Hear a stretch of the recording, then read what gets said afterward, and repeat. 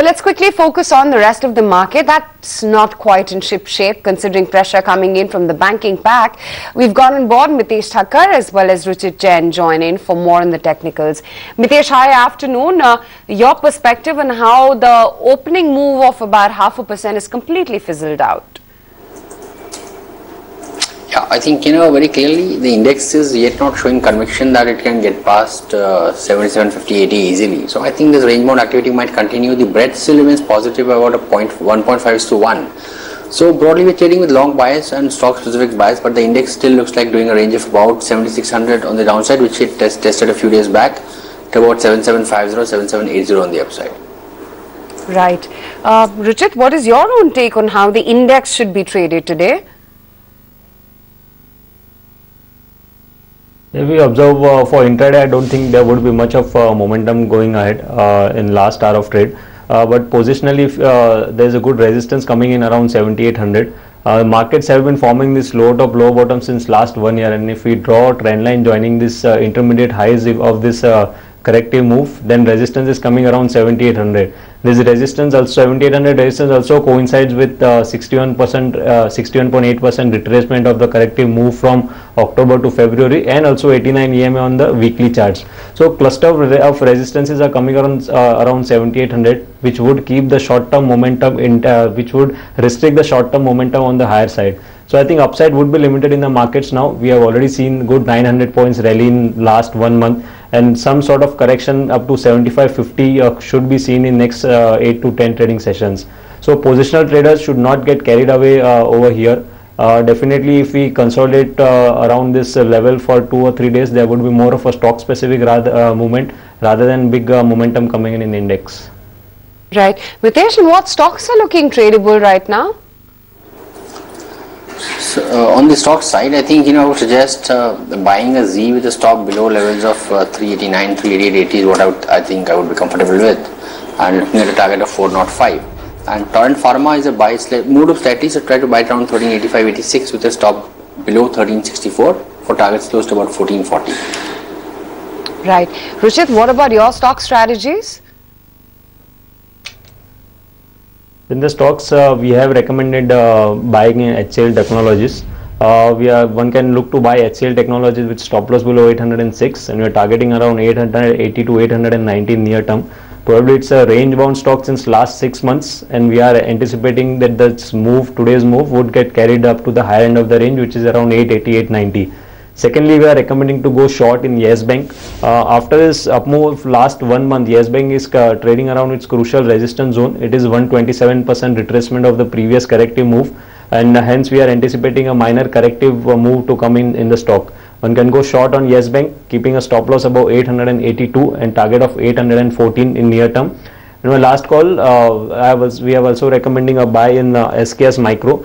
Probably last few trading sessions the stock was consolidating sideways. On Thursday and Friday the stock gave a good positive momentum after consolidation.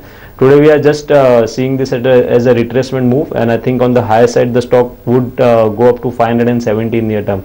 We don't have any aggressive targets on the high side, but keeping stop loss below 522, one can go long in SKS Micro for target of 570.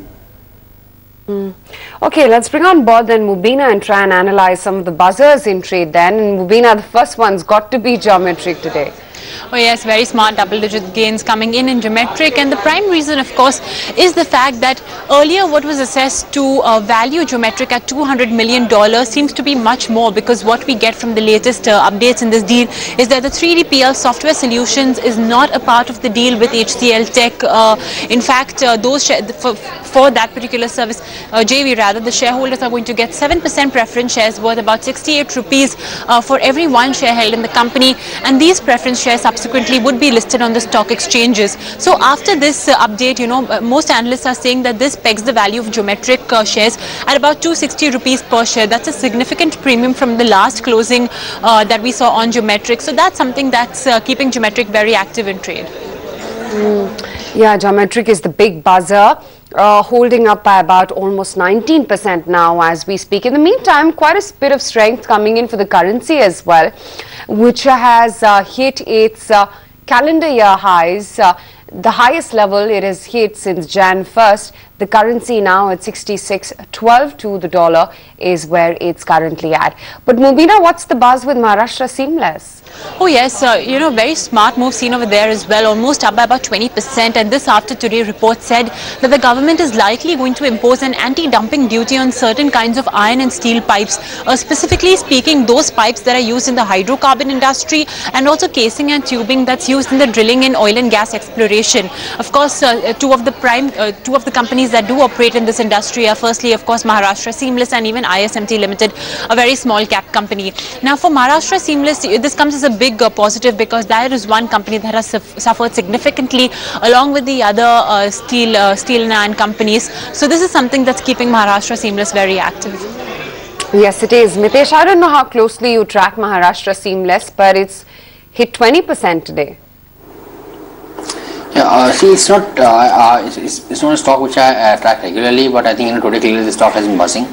I am looking for the stock to get some supply around levels of 180, 181, but I think eventually it will cross that, and once those levels have been crossed, I think the stock should continue its journey upwards towards levels of around 198. So I'm quite positive. The only thing is that this may not be the best entry point, and today again I think with circuit up you might not get an entry. But I think 180, 181 could be a level where if people have been holding at lower levels, that will be the first area to take profits. Right. And Mubina, the other buzzer from the word go has been Adani Enterprises. Oh yes, a very long awaited approval that one was waiting for, and that's from the Queensland state of Australia.